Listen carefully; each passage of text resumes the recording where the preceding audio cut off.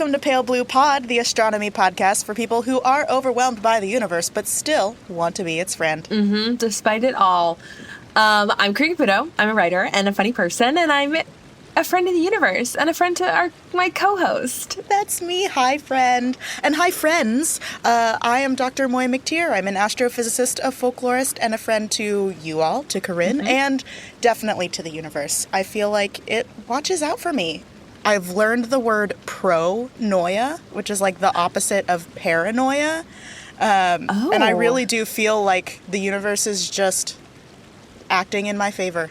I've never heard of that word. I've never even thought of paranoia as like a prefix, suffix kind of word. Right. I mean, most words are. But yes. Yeah, if paranoia is you think the world's out to get you, then pronoia is you think the world is like working behind the scenes to make your life nice. And that is how I feel about the universe. I like the conspiratorial vibes in both. Yes. Yeah. Well, I mean, I think we all know that there is a conspiratorial force out there. Something's going on. Whether you call it karma, whether you call it just like cosmic justice or whatever, you know, like there's something at happening. play here. Yeah. I feel like we could wrap that into the topic for today's episode. So. Yeah, like there's stuff out there that has some intent, whether it's malevolent or benign, we don't know. But let's just cut to the chase. Today we are talking about the movie Arrival. Yay! A movie that features aliens coming to visit Earth, and we're not sure if they're malevolent or benign, but we spend time trying to figure out how to communicate with them, and that's like the whole point of this movie. But before we get to the movie, we are talking about the movie in a hot tub. Yeah, we are. It's nice. There are bubbles. Did you know that Jacuzzi is like Kleenex? It's the brand name. I did know that because I think it was in an episode of something I've seen, but I don't think about that fact often. So this is kind of a refresher.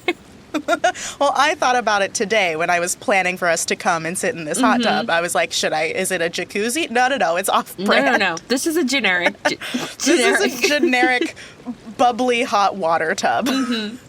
But it's real cozy.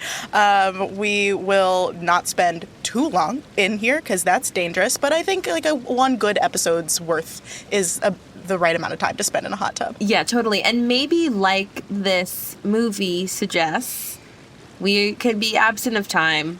And if we spend too long in here, maybe it would work out. Okay.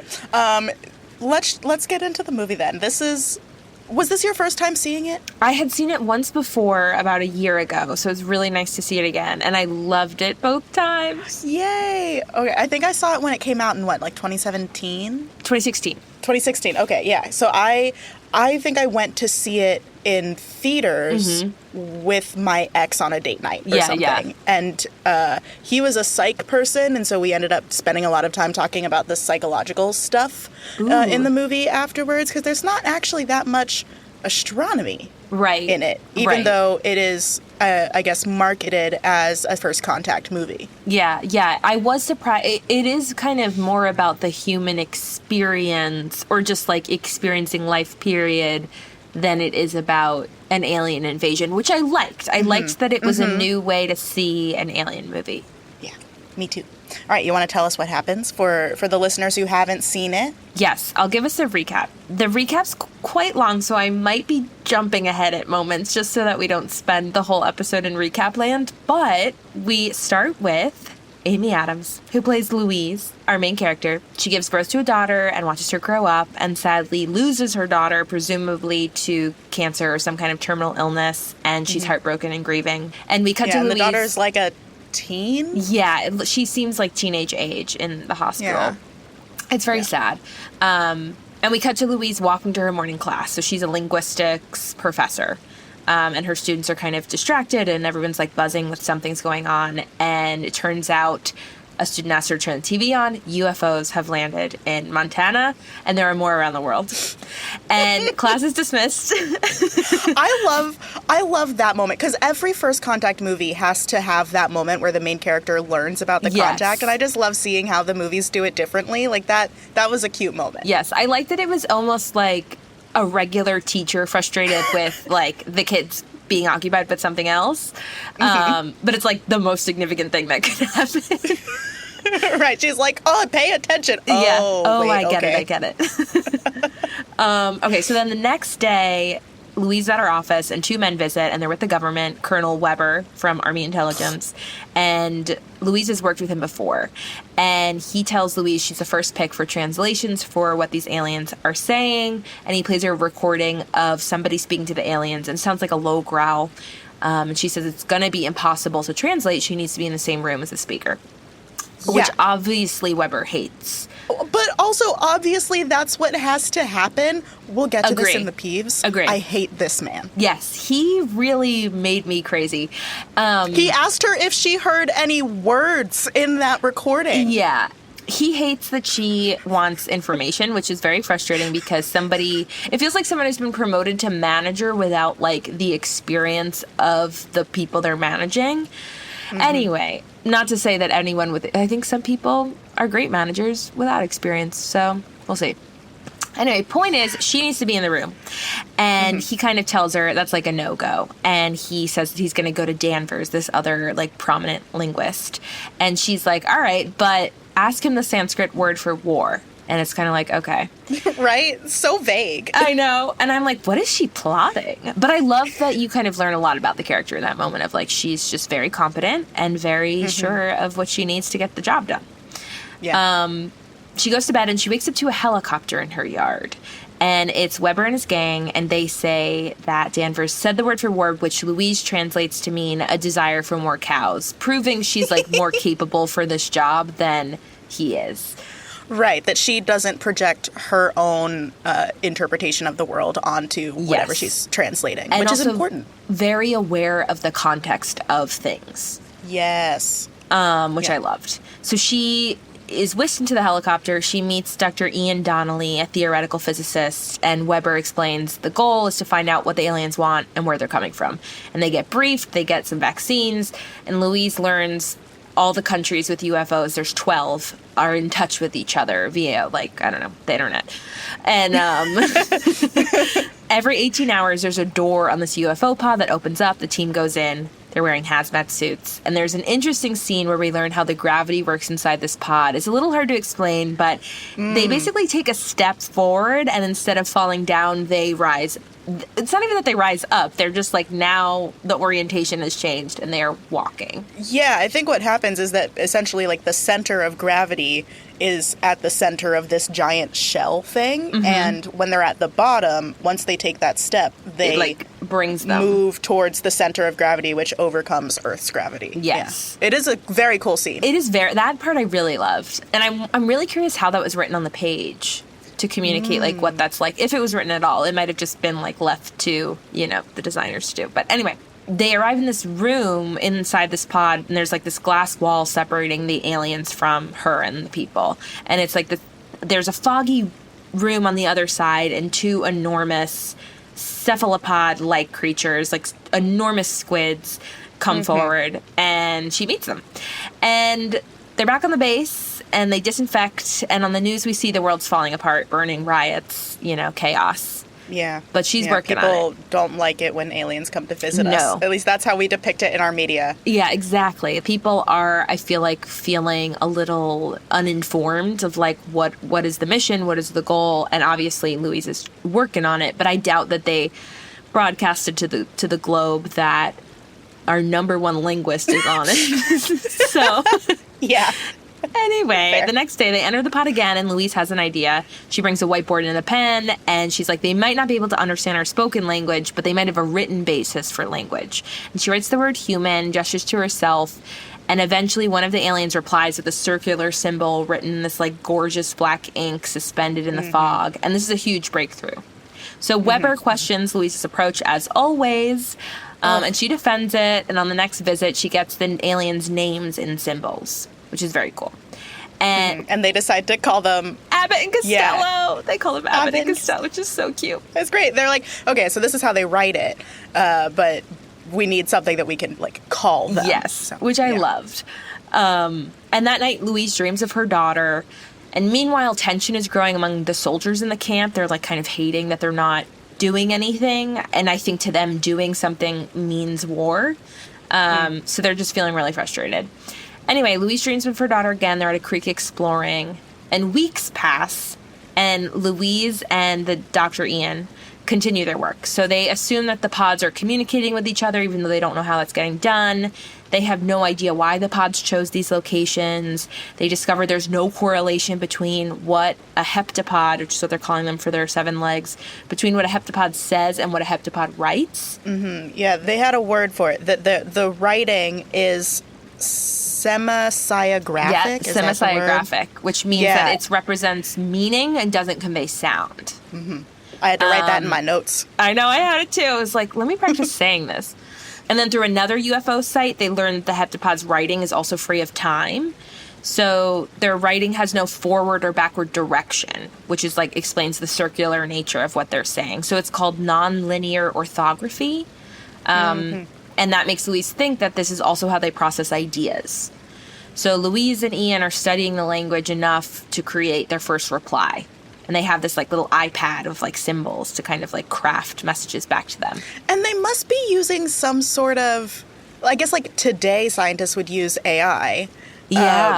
To look at these circular pictures and like figure out they're like what mapping the patterns are. The shapes in at one point. It's like kind of a vectored illustration in like Adobe or something. Exactly. And so then they form this big database with the pictures and the mapping and the concepts. Yes. And then when they have the iPad and they're trying to communicate with Abbott and Costello, they like go through their catalog of pictures. Right. It's kind of like I've seen some really cool tablets for people who might be nonverbal or like learning language, and they can kind of communicate through images or like assemble sentences like that. And that is kind of what her iPad, I don't know if it's an iPad, I'm just saying it's a tablet, feels like. And it was really cool. And then late one night, Louise and Ian have this like lovely moment working together where they like kind of bond, but also obviously the rest of the world is still going nuts, and the soldiers think it's better off to draw the first fire before some of the aliens attack, which I can't agree with. Nope. And then another night, Louise dreams of her daughter again. Her daughter shows her this picture she drew in school, and Louise begins explaining to her daughter like why she and her father aren't together anymore, and then she sees her daughter as a teen again in the hospital bed. It's very sad. But Louise, later, she finds herself in a room with Ian discussing the hypothesis that if you immerse yourself in another language, you can actually rewire your brain. And he asks Louise if she's been dreaming in the language. And she looks up, and a heptapod is in the room with them, which is like a jump scare for me, but... it was very like, all right, what drugs have you taken? Yeah. The type of moment. But she does wake up in her bed. That was a dream. So... Weber now leads Louise to the control room to do a Mandarin translation because they picked up from, like, a satellite picked up a conversation that the Chinese military was having. And Louise translates the sentence saying that each of the 12 UFOs is offering, like, advanced tech, and the science team is attempting to, like, decode the sets. And it turns out China mobilized forces and Russia's following their lead. And Louise realizes that in China, they're using mahjong to communicate with the heptapods. They're playing the game. And this is problematic, she explains, because it means that every idea is expressed through, like, a game, which is, like, opposition, victory, or defeat. Like, they're not playing the kind of collaborative games that we might love. Right, like, they would have the wrong interpretation of the Sanskrit word for war. Exactly. They're like, going into it with one particular with military mind. Exactly. And Weber basically gives her an ultimatum and orders her to ask the question now, whether you're ready or not, why they're here, and what they're doing here. So she does, and the aliens basically say, offer weapon. Obviously, this is not ideal. That is not the words we wanted them to say. And Louise insists that they don't know the difference, or we don't think they know the difference yet, between weapon and a tool. Which makes a lot of sense. Yeah. And the only way to figure it out is to go back in.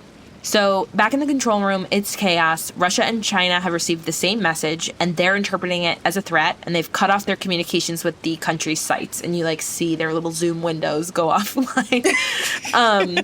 And Louise insists this is just going to make things way worse, and she runs off to re-enter the pod.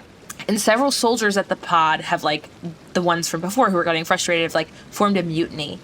And they've placed these explosives in the pod. And they were set to detonate within 10 minutes, and Louise and Ian enter completely unaware of the bomb. Mm-hmm. And Louise asks the aliens if they're offering humans something. And the heptapods say, technology, visitors, and friends. So those words can be interpreted in a much friendlier way than offer weapon. And then Abbott, of Abbott and Costello, he taps on the glass with his, or their, large tentacle. And Louise puts her hand on the glass, and they begin writing together. So in the middle of it, she dreams of her daughter. And after they finish writing, there's just, like, tons and hundreds of symbols on this wall at once. And it's tiny versions of the large circles we've been seeing. It's like, up to this point, they've been giving us sentences, and, like, here's a whole book. Exactly. They just got handed, like, more than they knew what to do with, which was huge for them. But then there's gunshots. And the bomb is ticking down to 0. And Abbott forces them outside the room as the bomb explodes. And Louise and Ian are thrown into, like, the antechamber, and they're alive and floating there. And Louise wakes up with a concussion, and she's informed about, like, the rogue soldiers who laid the bomb. And she looks for Ian and finds him and the rest of the team. And she's like, I got to go back in and explain what happened. But that's impossible now because the orders have changed, and they now have to evacuate and prepare for retaliation. So there's rumblings, and the team runs outside, and they see the pod, the UFO, lifting itself several miles higher off the ground, so they can no longer, like, reach it to go in. But I think it's interesting, the heptapods did not leave. They just went higher. Right. They're like, you need to cool it. So they're, like, putting us in timeout. Yeah, they're like, okay, we are here for a reason, and you need to calm down. Later that night, though, China officially declares war against the heptapods, and Louise and Ian, though, are continuing to decode the, like, mass message they got. And she has a vision of her daughter again. Her daughter asks what the word is when there's a deal being made and there's something in it for both sides. And then back at the site, Louise wakes up from her dream and learns that Ian made a huge breakthrough. And he says the symbol for time is everywhere in this message. And he calculates that, like, the amount of negative space in the message means 1 of 12. And there are 12 of these pods around the globe. So Louise presents that to everyone, saying, like, we need to communicate with every other country to put these 12 pieces together to get the information that they're trying to give us. And, of course, it's no use, or seems like no use, because everyone's preparing for war. And the aliens give their final message, there is no time, many become one. Yeah. I would have... It must have been so fun to write out those responses in a way that was so ambiguous. Yes. I was thinking that, too. I was like, how funny that... This could mean anything. This could be so scary or so friendly and so about who you, like, whatever you're bringing to the table is how you're going to read this message. And it's really important that we remember that when we read things. Even a text message from a friend, if they don't put an exclamation point at the end, I'm like, they're mad at me. They hate me. I can't believe this. And all they said was like, great. Sounds great. You know? Exactly. Yeah, but, like, they're saying there is no time, meaning time is a construct and it doesn't exist. And we are interpreting that as you have no time left. We're going to destroy you. And and many become one is like you must work together as one instead of like we will destroy all of you but one or whatever. Oh, well, I thought it was these 12 ships of ours, when you combine them, you get all the information. Yes. And you learn how to make time meaningless. Yes. Yeah. There's so many meanings behind it. Anyway, basically, Ian explains, like, well, we can offer our data in return to the other countries, so there's something in it for all of us. It's a non-zero-sum game. Obviously makes Louise think of the conversation she had with her daughter, prompting her to, like, zone out and leave the room. And she's taken matters into her own hands. So she walks to the pod, and the pod sends a vessel down for her. And she goes in, and she's engulfed in this fog, and, like, her lungs stabilize, and she finds herself in the room, like the foggy room with Abbott, with Costello. Because Abbott died. Because Abbott is death process. That made me so upset. So sad. So Abbott sad. saved them and sacrificed themselves. I hate that. I think Abbott should have lived forever. Yeah. Didn't know him. Anyway, Costello says Louise already has the weapon, the tool, and she should use it. And she doesn't understand and asks their purpose. And Costello says their purpose is to help humanity because in 3,000 years, they will need humanity's help. And she asks them, like, how you can know the future. And her daughter enters her mind again. And Louise asks Costello who the child is. Twist. This is when you're like, oh, time isn't real. It turns out Louise's dreams of her daughter were not dreams of what has happened, but premonitions. And she's thinking in this alien language where she is seeing time as happening it's all happening at the same time. Mm-hmm. She's remembering the future. Yes. Spooky. So with that, Costello kind of disappears into the fog. Louise is ejected, and as she's being put in the car, she has another premonition. She's at the lake with her daughter, and she's asked why her father is acting different, and Louise explains, like, she told her father something he wasn't prepared for, something about a rare disease. So it's nice to know that Louise does tell her husband, hey, I had all these visions, 15 years ago, and our daughter's going to die. I would be very disturbed if someone said that to me. I would be very angry. I hope they move through it. I don't think they do. They don't, which is so crazy to me. Don't. That's one of my peeves. We'll get to it. In the present, Louise realizes why her husband left her, and all the pods around the world, they're all turning sideways. And the entire planet is prepping for war. Then, another premonition. Her future daughter asks why her name is Hannah. It's a palindrome, which I knew, I know it's a palindrome, and that's the only thing I can think when I hear the name Hannah, because did you ever watch S Club 7? No. They were I think they were an Australian pop group, but they had a TV show on ABC Family or something when I was 10. And one of the girls was named Hannah, and I feel like the episode was about how her name is a palindrome. It was probably 1 minute in the episode, but I decided the full episode was about that. The whole episode, and clearly this movie is based on the Ted Chiang short story and S Club 7. And S Club 7. Exactly. Anyway, Louise also sees that she writes a book about the heptapods' universal language, and she teaches the language to other humans, and she realizes, the weapon is their language. They have to share their language with humanity. And the language opens up time once you learn it. So you begin to perceive time the way that they do in their nonlinear state, and you can see what's to come. So she shares this discovery with Ian and Weber. Weber tells her the mission's over, because he sucks. And then Louise has another premonition, and this time she's at a ball at the United Nations, and General Shang, who's kind of been calling all the shots for China's war, approaches her at the gala and says that he only attended because he really wanted to meet her. And he tells her that 18 months ago, she did something even his superiors couldn't do, which was change his mind. And apparently she called him on his private number, and she's confused. She's like, I don't know your number. And he takes out his phone and shows her his number, which if you asked me to get to my own cell phone number on my phone, I would not be able to do. That is so true. But I would have to just type it out. I would just type it out in a note or something, or just text you. Yeah, exactly. But I was like, okay. He takes his phone out, shows her his number. She, I guess, takes it in. And then he says that he knew it was important to show her his number, but he didn't know why. And she told him something 18 months ago that he would never forget. It was his wife's dying words. So she also knows them. And he whispers them to her. Back in the present, Louise puts it together. She knows how to stop this. She gets a hold of a satellite phone and calls General Shang's private number, which alerts security, so now they're chasing her. And the general picks up the phone, and she tells him the words. The call is a success. Yeah. Also on that call, she must tell him in 18 months, show me your phone number and tell me the words of your dying wife. That is what I've been wondering. I've been wondering that. She must. That is what I've been wondering, too. A new peeve came into my mind. Let me just write it down.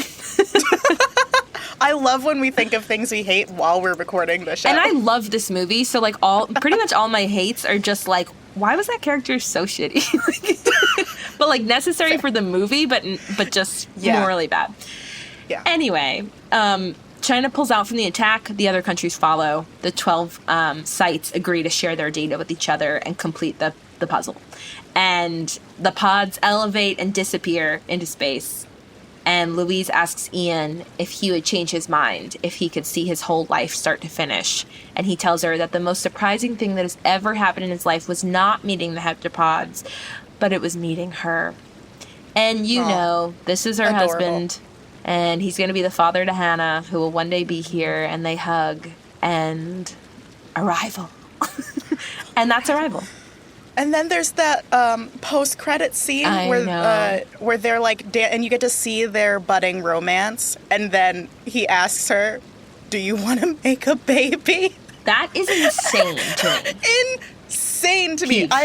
I feel like they had to have him ask because they couldn't make her be the one who initiates having the baby. But at the same time, this isn't a formal peeve.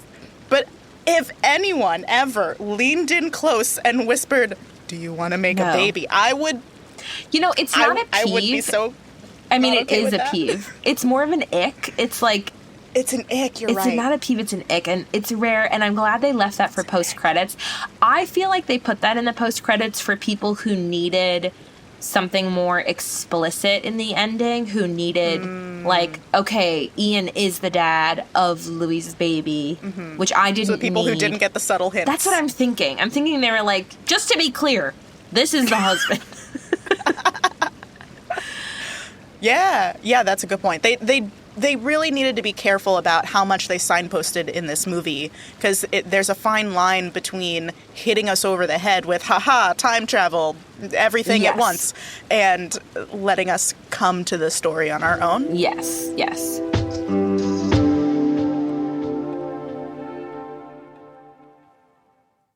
Hello, it's Dr. Moiya. Corinne is actually taking a little break from the heat, which I get. I'm feeling very sweaty, but I'm actually enjoying it. So I figured now would be a great time to thank our patrons who support the show every single month. Thank you so much. We really could not continue to make this show without your continued support. And of course, thank you, as always, to our sun-like stars, Sharn Llewellyn, Lissa, and Ian O'Leary. We appreciate you all so, so much. And thank you to our latest pre-main sequence star, Sylvia Ellis. I hope you're enjoying that deuterium fusion you have going on in your core. You have joined an amazing group of people who support the pod. You too can support us, hear your name on the show, and make it to our patron star chart, all by supporting us on Patreon for just about $1 per episode. And we're now offering annual memberships. So if you sign up for a whole year up front, you actually end up getting a 13% discount across the year. That is 1% for every sign along the ecliptic, every constellation that we have in the zodiac. You can find the star chart, our Patreon info, and more at our website, palebluepod.com, or go right to patreon.com/palebluepod. And if you can't support us financially, that's totally fine. We still love you very much, and you are still space. There are other ways to support the show. You can rate and review us on whatever podcast app you choose. I really love reading every single review I see. You can also share the show with your friends. A word-of-mouth recommendation is super effective at getting people to actually listen to our episodes. So pick one that you love and share it with someone who you think would love it just as much. All right, I also have a podcast recommendation for you. This is coming from the Multitude Collective, which is a group of independent podcasts that Pale Blue Pod and my other show, Exolore, are both a part of. And one thing I love about Multitude is that they're really good at building community and attracting other people to it. And so they have recently added a new show. It is called Big Game Hunger, and it's a weekly comedy show where Jenna Stieber and friends craft the next big video game every single episode. They start with a randomly generated genre, concept, and vibe, and then Jenna and a variety of funny and game-obsessed guests will take these ideas far enough that they can actually pitch it to a shadowy board of rich investors. And by the end of the episode, they will have honed an intellectual property so irresistible that you'll be ready to risk a whole $25 for it on Steam. So get ready to laugh about games that you love, learn about game trends, and yearn for titles that will surely never make it to their release date. You are looking for Big Game Hunger if any of this sounds fun. So search for Big Game Hunger in your favorite podcast app. New episodes come out every Monday. Okay, Corinne is coming back now. Let's get to the episode. thank you for that summary of this movie that is not a tight movie. It's an hour and 55 minutes. Yes, but I think I'm so prone to expecting movies to be 3 hours long that I was like, what a breeze. Real felt like a long movie to me. It is kind of slow. Like, yeah. Or not slow, it's just like a slow burn. Every I've scene never been a looking fan back, of a slow burn. I know. Looking back, the scenes feel necessary, but it is just like, I think especially knowing it's an alien movie, you are expecting something completely different. Mm-hmm. Yeah, maybe that's the issue, that I went into it the first time. Now, watching it the second time, I knew what to expect. Yeah. But I don't think I liked the movie as much as you did. That's so funny. We'll get to it in our Peeves and Thieves. Yay. But before we get to the Peeves and Thieves, I wanted to talk a bit about the story that this movie is based on. So this movie is based on the 1999 novella called Story of Your Life by Ted Chiang, and it got really popular and then adapted into this movie. But I wanted to talk about some of the differences between the story and the movie. So his story, it won the 2000 Nebula Award for Best Novella and the 1999 Theodore Sturgeon Award, and it was nominated for the Hugo Award for Best Novella in 1999. So it had like critical acclaim. Yeah. Right after it came out. And there are a few differences.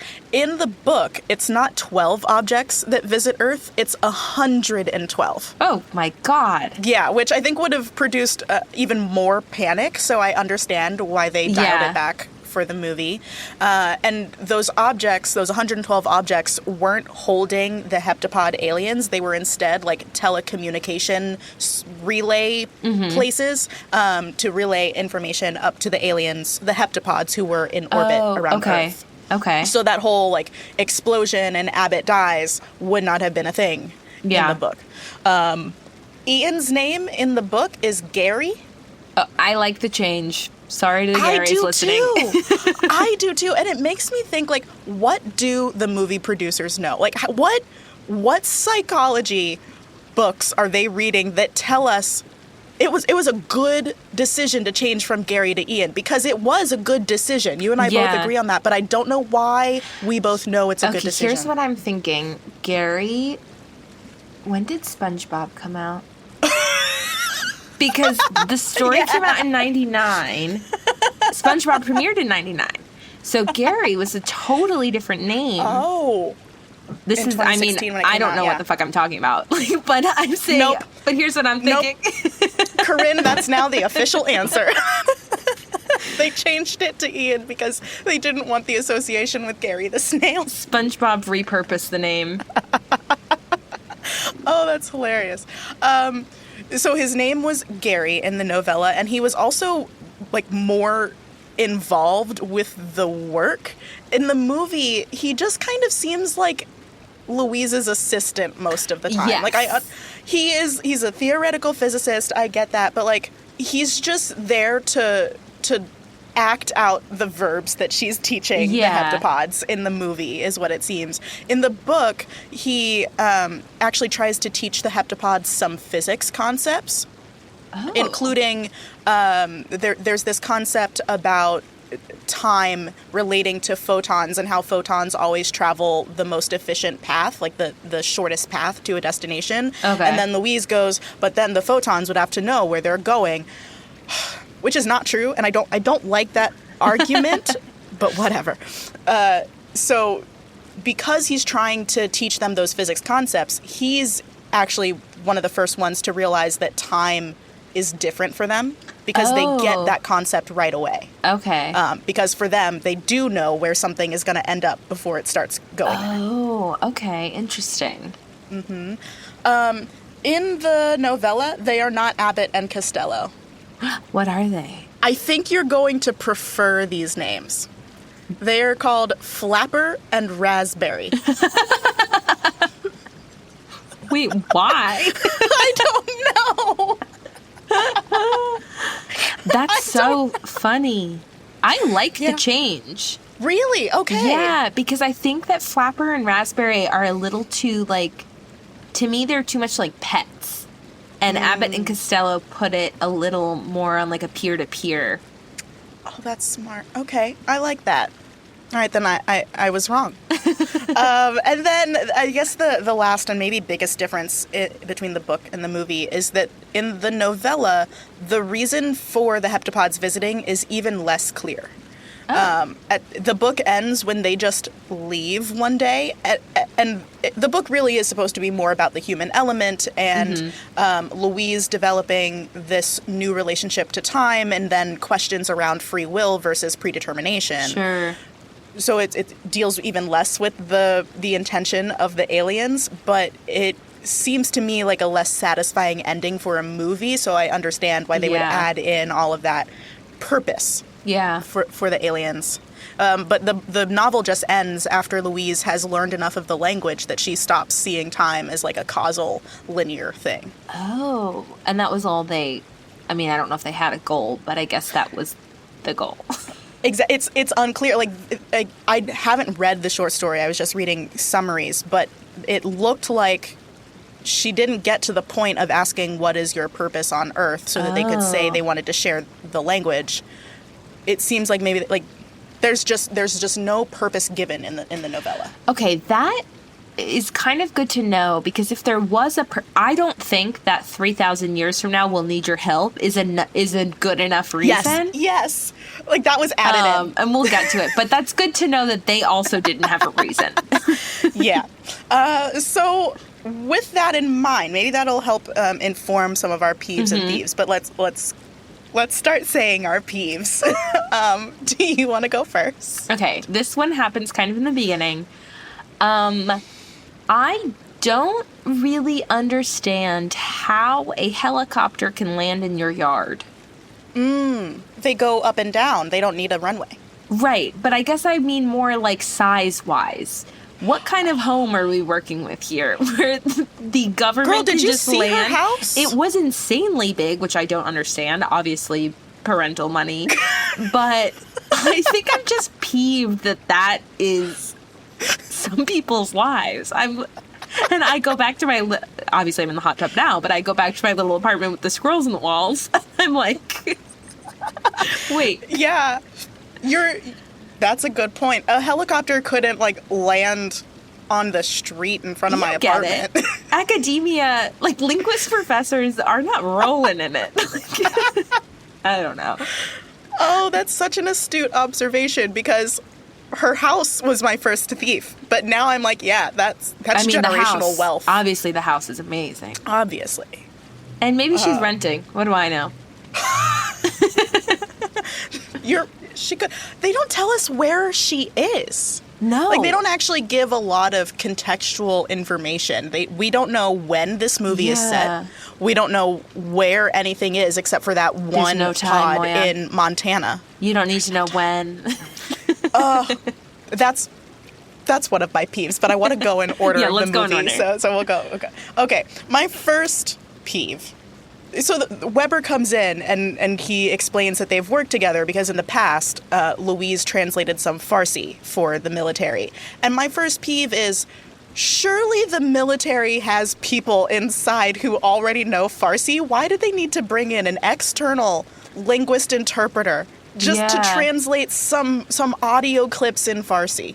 That's a good question. Wait, I thought that the audio clip he brought in included alien noises. Oh, the clip he brought in in the movie, yes. But then he's saying the way they worked together before. Oh, the last time was. Yeah, where she had listened to a clip of someone just speaking in Farsi. Fixed it. And translated. But like, I know for a fact, because I have friends who have like tried to get into the FBI. I have friends who have been officers in different branches of the military. If you are high enough up in those organizations, like, you're expected to know some foreign relations stuff. Yeah. You're expected to know foreign languages. They would have someone there who speaks Farsi. Here's what I'm picturing. One day he's out and about and gets texted a clip. And the government is like, solve this immediately. And he's at a coffee shop. And Amy Adams is there. And he plays it. He actually raises it and he's like, are there any linguists here? Is there a doctor here? on board? Exactly. I wish. Yeah, that's my first peeve. Okay. Jumping out of time, my next peeve is that Dr. Ian at the end says meeting her was like the most impactful thing, but then is willing to divorce her because the language she based the rest of her life on and prevented a global war told her something. Like, he can't wrap his head around that being the truth. Or maybe she didn't tell him until the daughter was born, and I do feel like he deserves to know before they made that baby. Oh, yeah, she definitely waited until after the baby was there. And that is, you can get mad at that. But I still am like, I don't know, man. This is just what life is now. Also, you should be learning a language, too. Apparently, it's like the coolest thing that could ever happen to you. That's what I'm saying. This woman has written a book. She's teaching other people how to use this language. You're married to her. You were there when the aliens taught it to her, and you don't know it well enough to experience nonlinear time? Yeah, that's what are you doing? I'm like, shouldn't you be getting this information as well? And that's why I'm hoping maybe they get, he learns it later maybe, and then they get back together. I don't know. No. Not that the ultimate goal is for them to get together, because I don't even know them, but... You're right. They didn't actually have that much chemistry. Like, no, that's the other thing. It didn't seem like a budding relationship. Yes. She hugs him at the end in like a very resigned way. And I was like, do you like this? Yeah. Also, this is Amy fucking Adams. Like, it's not like she's not so gorgeous and so smart and so confident and like charming. Like, you know? And he's just Jeremy Renner. He's just Jeremy. It's just Jeremy.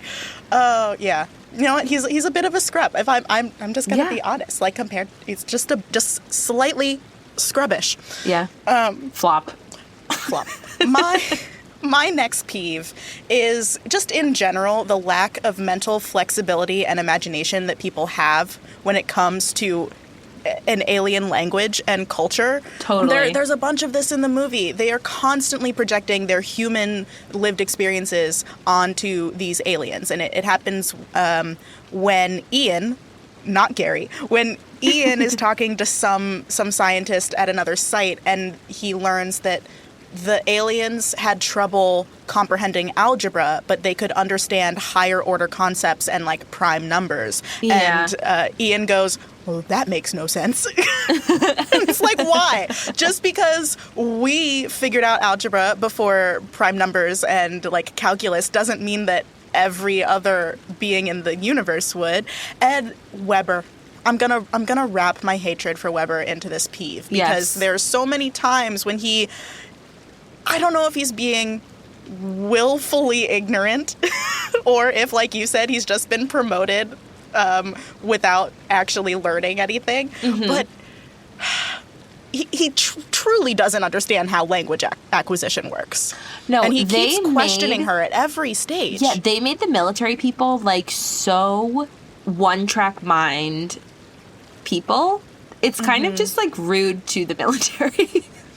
Not that I'm defending the military-industrial complex, but they just made them like, and you guys, you only care about war, okay? And you guys, you only care about language. Yeah, it was unfortunate. I hate Weber.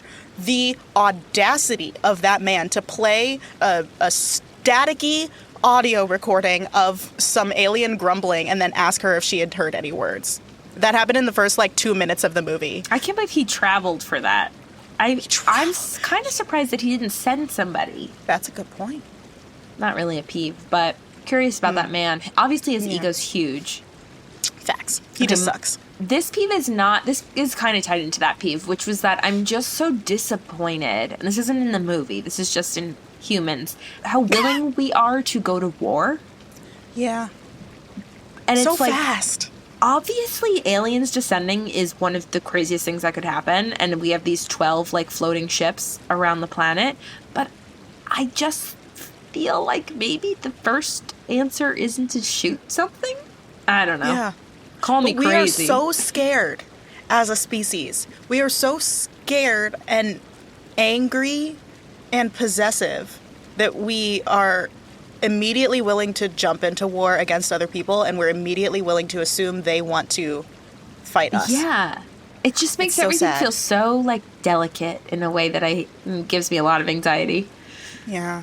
I really hope that because I do think it's a when aliens make contact, that they're like the peaceful kind and they can show us how wrong we are. Like, I really hope that's how it goes. Yeah, right away they're just like giving us the peace sign.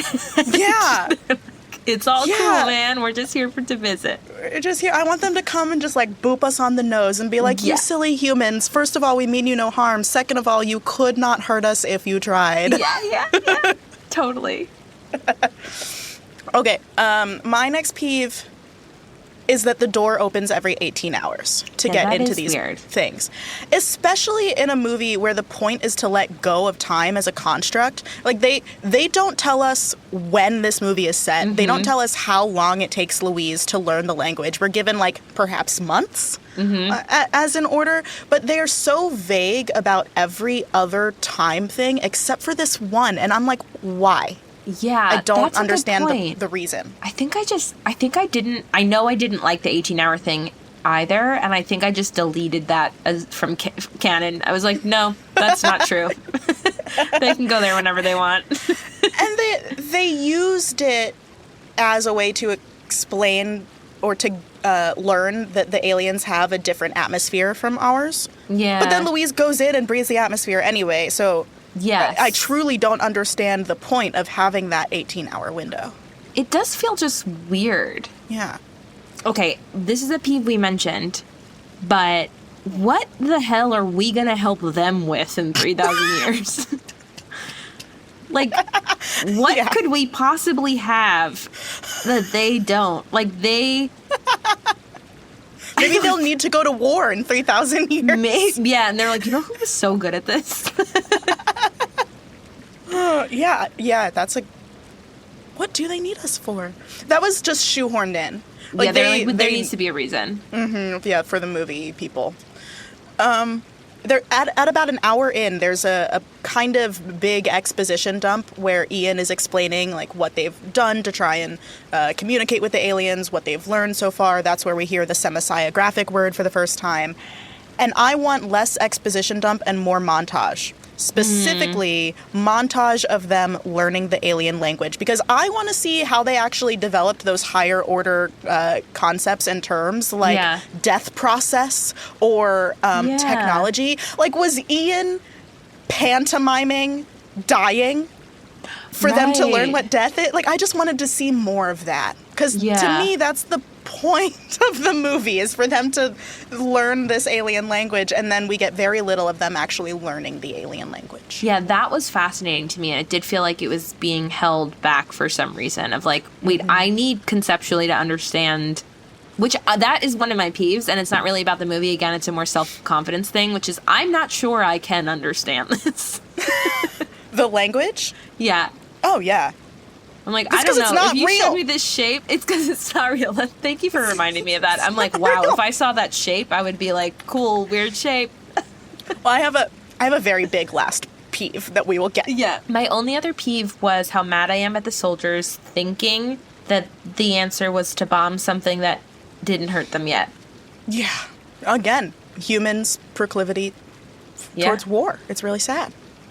Okay, I have a few more. One... was Louise the only woman on that base? Yes. I didn't see any other women on the military base. Yes. And, like, really no other women in the movie. Oh, my gosh. I didn't even think about that. Obviously, the only other woman is the daughter. Yeah. And I think maybe the student in the very beginning who says, can you turn on the TV? But that student wasn't named. So, wow, the daughter's really saving the day with the Bechdel test. Mm-hmm. Carrying a lot. But even most of the conversations between Louise and Hannah were about the dad, so... You're right. Did it really pass the Bechdel test? Well, one time she asks her what a word is, so barely. You're right. But it was a word that she remembered her father using. Come on. I know. There really are no other women in this film, which is... There's no acceptable reason for that. Like, it's just not okay. Yeah. To have a movie made in 2016 without any women, but whatever. What about free will? Like, what about the fact that once you know the future, it's going to change how you behave and therefore must change the future? And that they didn't... I've been really curious about that. Yeah. Well, I was just thinking maybe there's like maybe you only see so far, but I don't think that's right either. Because we didn't see Louise, like, witness the end of her life. She kind of was witnessing just what she'll do next. Yes! Which is my next peeve. Okay, so like, I understand that sometimes in a piece of media, you're trying to be thought-provoking and you're not trying to provide answers, especially for big philosophical discussions like, is there free will or is everything predetermined?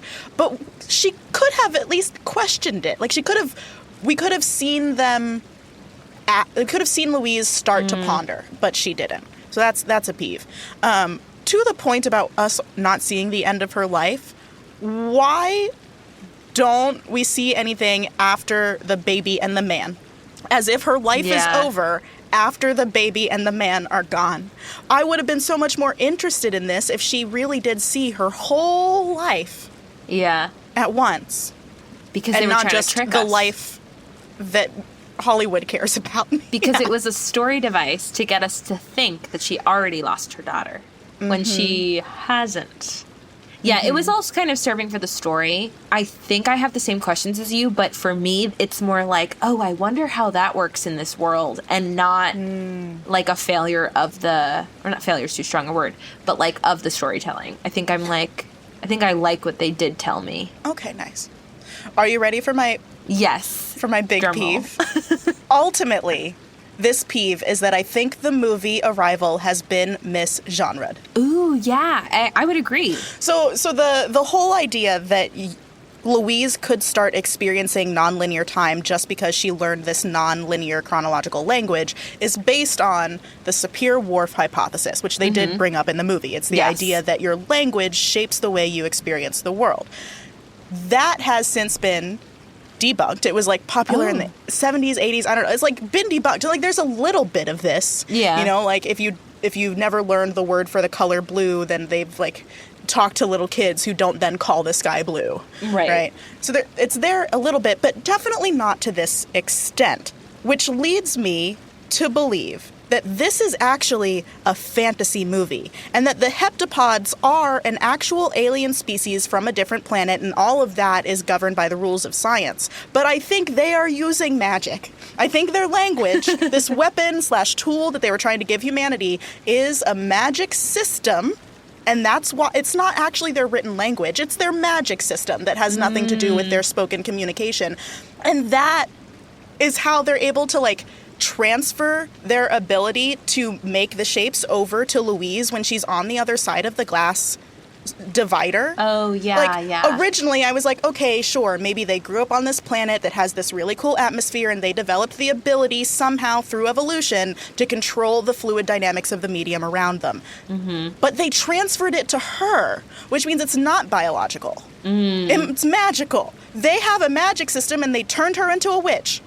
They turned her into a time witch. This is now a Halloween movie. Yes! That is my final peeve. I think for me it's a drama. It is a drama, but it's not like, it's not sci-fi as much as it is drama.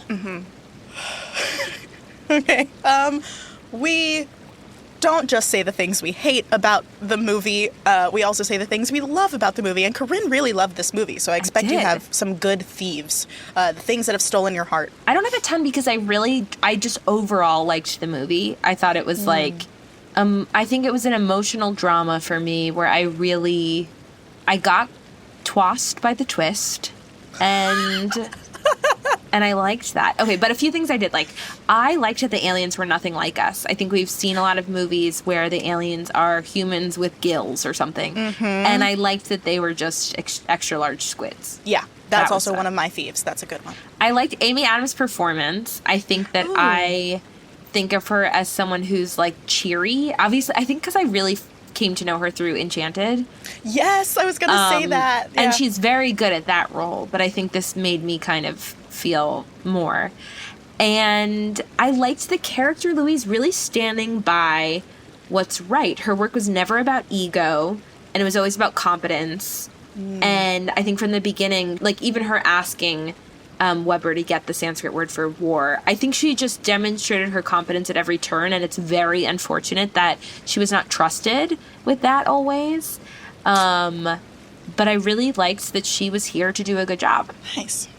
I like thinking of language as a way of understanding time.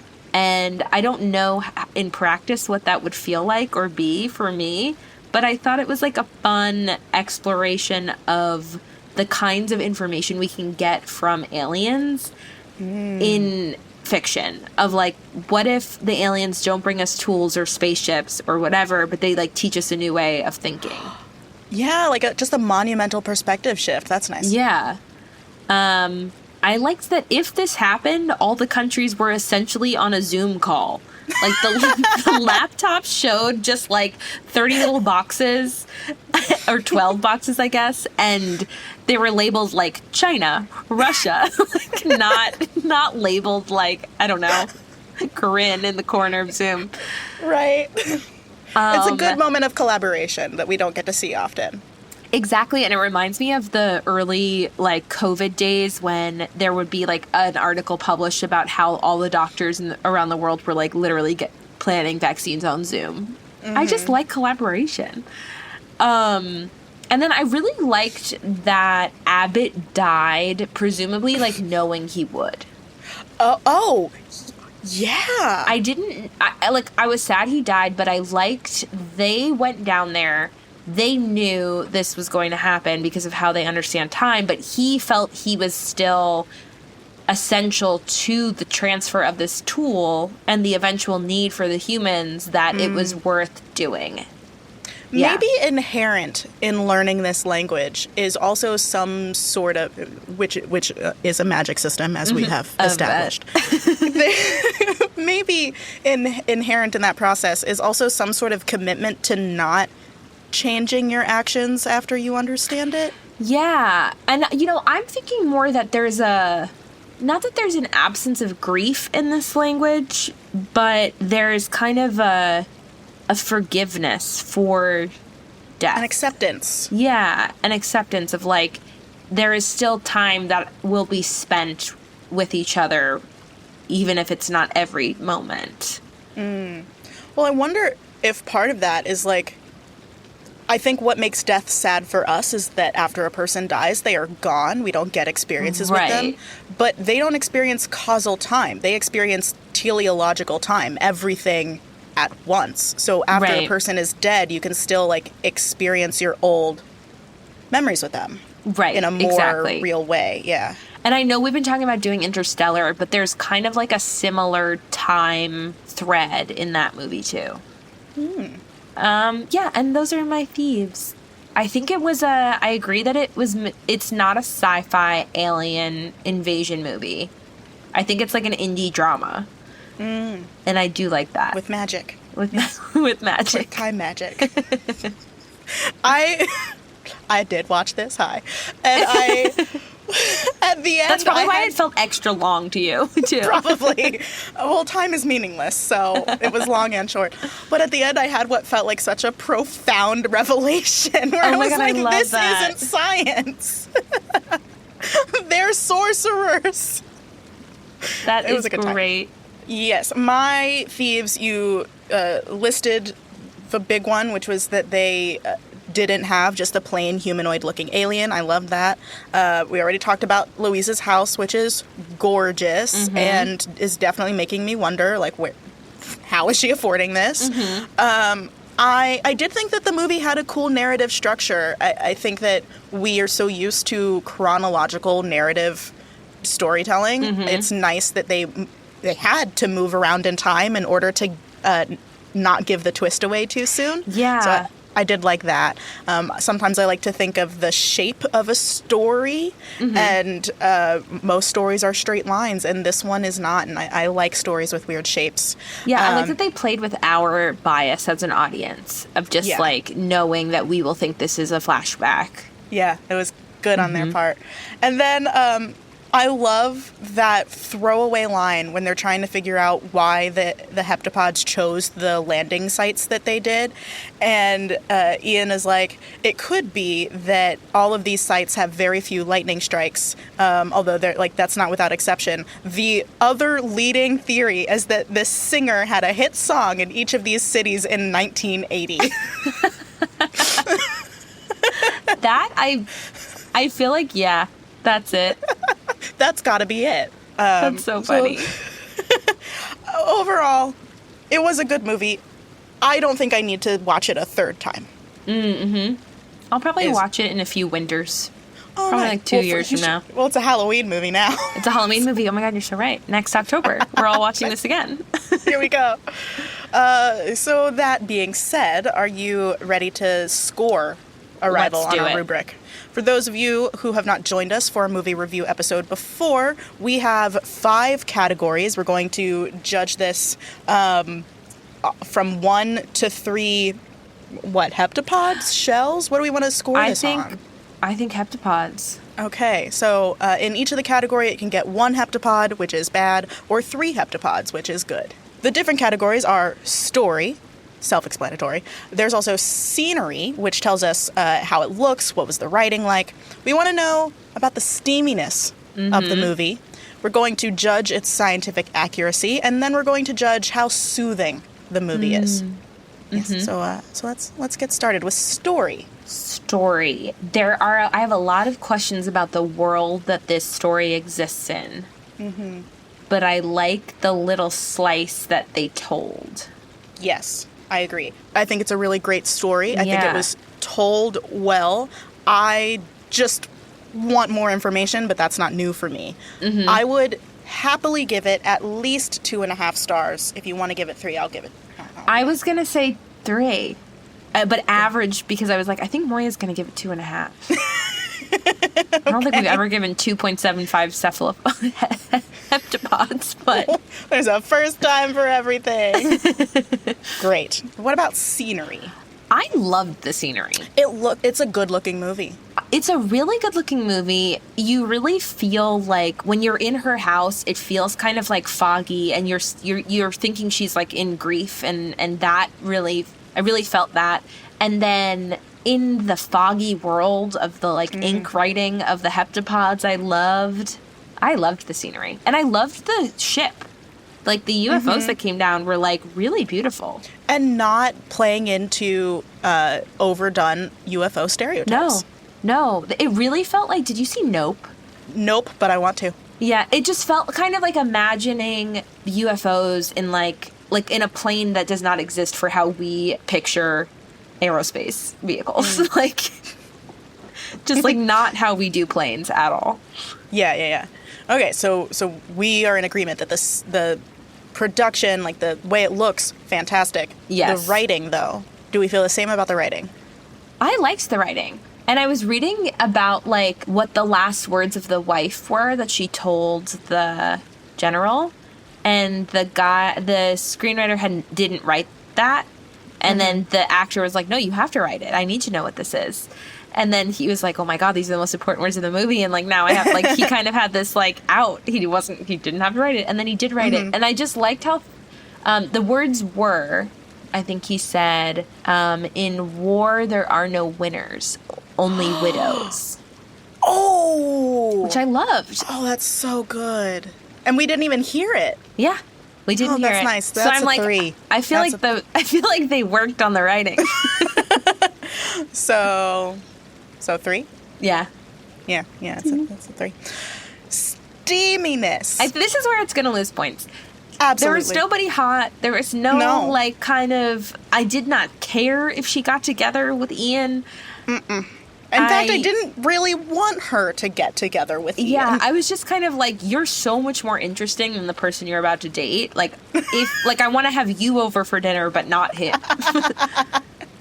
Yeah. And also, you want to make a baby was one of the ickiest things I've ever seen. So bad on steaminess. 1. I physically recoiled. Yeah. Can we give it a 0.5? I would do that. Okay. This movie, overall, the movie's tanked by this lack of chemistry. Good. Okay, scientific accuracy. Oh, I think, again, it is a fantasy movie. Yeah, it is there are some science-y terms that they put out. I love that they explained in that exposition dump, which I wish had been a montage, they explained the way that they were trying to study these things. We assume that they communicate, but we don't see any sort of radiation passing between them, electronic or magnetic or anything. And so there were some moments of scientific explanation in here, but it's Yeah. not a science-y movie. So like 1.5? Yeah, I agree. I think that's what caught me so off guard the first time I saw it, was like, wait, this isn't science at all. Yeah. I'm also mad that it's like a movie hinged on the Sapir-Whorf hypothesis. Like, is it a thing? Soothing. I thought it was soothing. Me too. Especially because there's actually no war that does happen. Mm-hmm. It's stopped. A war is stopped. Yeah. That's a nice feeling. Very soothing. And again, like the indie drama of it all was like the stakes are high, but we're looking at a small piece of it, and that is inherently soothing to me, of like, we're looking at the human element to this. It's very soothing, and the aliens were peaceful. They were mysterious, but they meant no harm, and they came. They didn't affect anything at all, and then they left. And there was nothing really scary about this movie. It was just kind of like a little stressful when people weren't being listened to. Yes. But yeah, very soothing for me. Very soothing for what the movie is, for like a movie about first contact. So 3? I would give it 3. Well, did it make you feel good about the universe, or did it just not scare you? Okay, here's what I took away from it. And absence of free will or predetermination, I like choosing to do something that can go wrong because there is still joy to be had in that experience. Beautiful. And I found that very comforting. Or at least a nice reminder of, like, you can still do scary things. Then it gets a 3. It gets a 3. I like that. Arrival. So that is 10.75 heptapods out of 15. Perfect. Yeah. It's a good movie. It's just a good movie without any sex appeal. Yes. And if that's not part of your rank, then this movie's excellent. Excellent for you. Yeah. All right. Well, we have evaluated the movie. I am very pruny right now. We better get out of here. we got to get out of this hot tub. So, no matter what temperature the medium surrounding you is right now, remember, you are space. Yeah. Bye. Bye.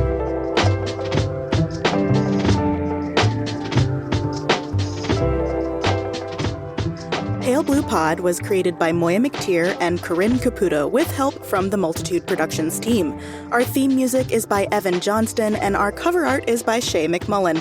Our audio editing is handled by the incomparable Misha Stanton. Stay in touch with us and the universe by following @PaleBluePod on Twitter and Instagram, or check out our website, palebluepod.com. We're a member of Multitude, an independent podcast collective and production studio. If you like Pale Blue Pod, you will love the other shows that live on our website at multitude.productions. If you want to support Pale Blue Pod financially, join our community over at patreon.com/palebluepod. For just about $1 per episode, you get a shout out on one of our shows and access to director's commentary for each episode. The very best way, though, to help Pale Blue Pod grow is to share it with your friends. So send this episode, this link, to one person who you think will like it, and we will appreciate you for forever. Thanks for listening to Pale Blue Pod. You'll hear us again next week. Bye.